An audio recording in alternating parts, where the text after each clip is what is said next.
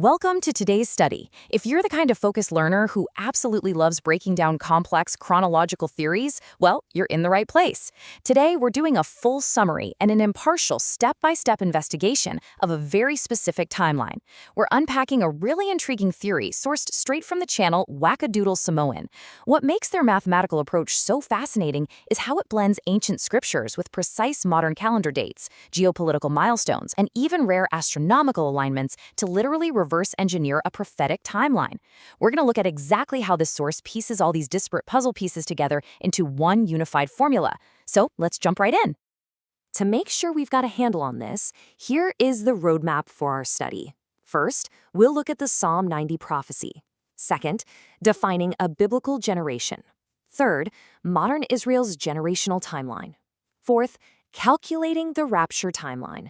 And finally, number 5, the gospel invitation. All right, section 1, the Psalm 90 prophecy.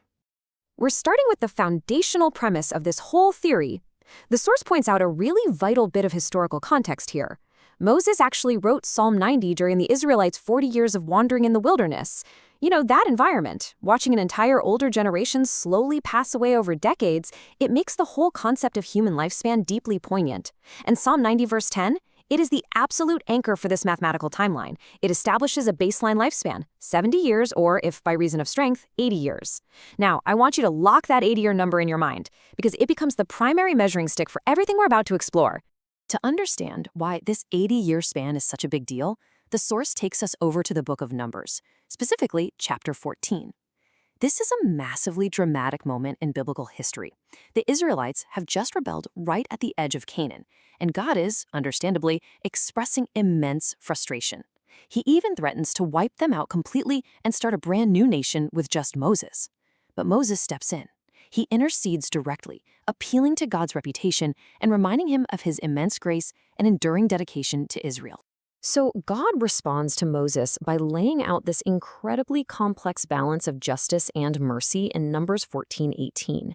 He affirms that he is indeed long-suffering, but firmly states the guilty won't go unpunished, specifically mentioning visiting iniquity upon the third and fourth generation.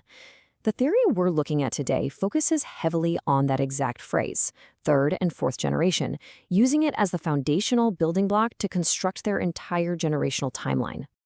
Moving on to section 2, defining a biblical generation. This brings up the next logical question, right? How exactly do we define a generation?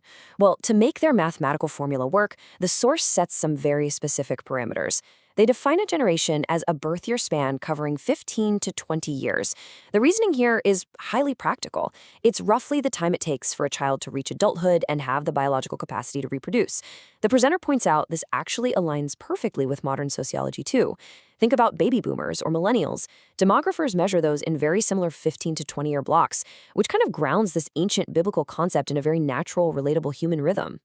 By looking at the Exodus population, this model calculates 4 distinct 20-year generations making up the community. You've got the first generation, the great-grandparents, age 60 to 80.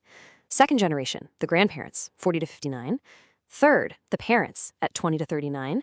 And finally, the fourth generation, the little ones, age 0 to 19. Now, if you add those 4 continuous blocks of 20 together, it beautifully equals that maximum 80-year lifespan Moses mentioned back in Psalm 90. The absolutely crucial point here is how this math ties directly back to God's judgment. In Numbers 14:29, the decree is that those 20 years old and upward shall fall in the wilderness.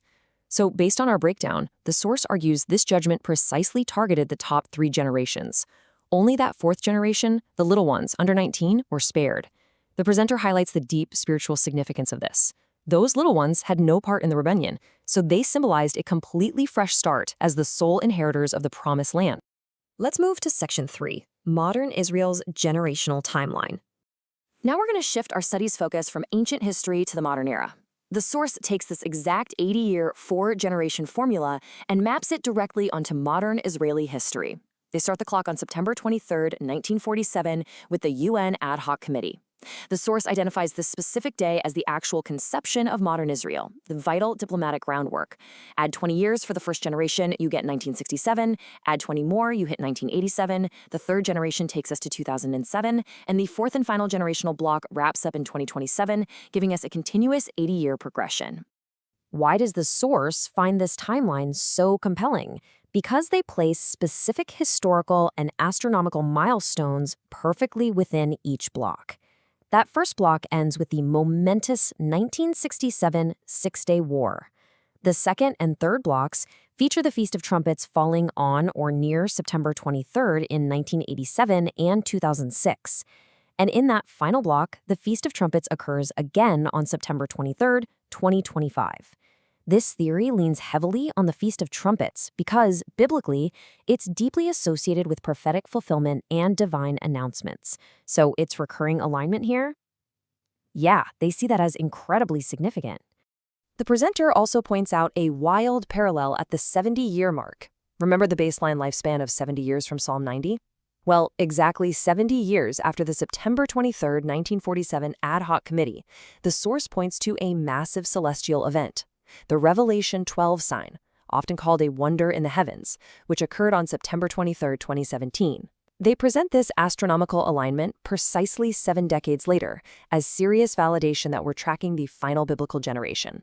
Next up, Section 4, Calculating the Rapture Timeline. With all those historical patterns established, the source dives into the final math, basically reverse engineering the timeline. They anchor the absolute end of the timeline to the year 2033. Now, 2033 is often highlighted because it marks exactly 2 millennia since the widely accepted historical date of the crucifixion in 33 AD.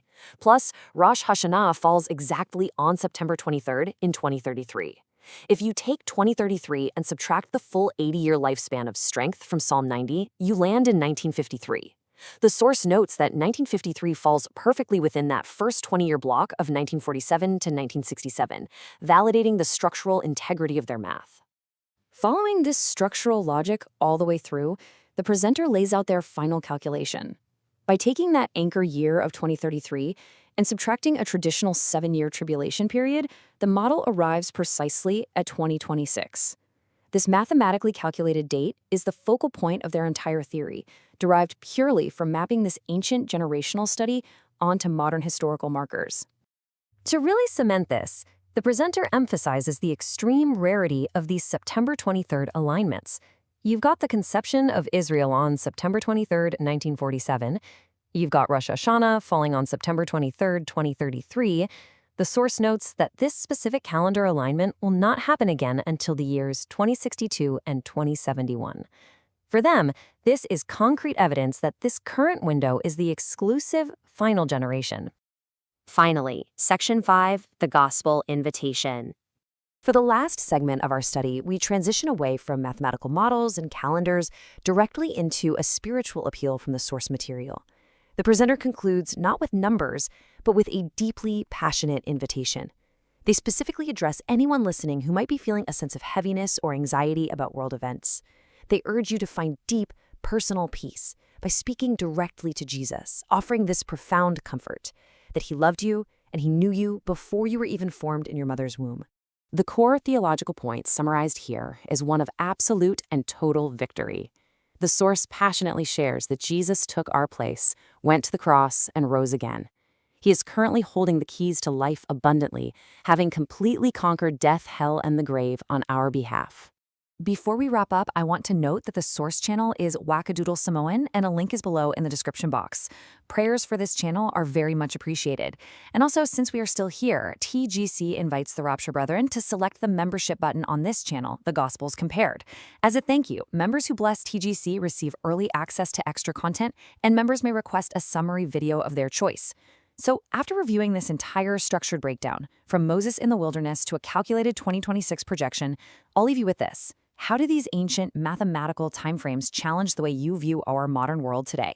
Keep studying, and I'll see you in the next one.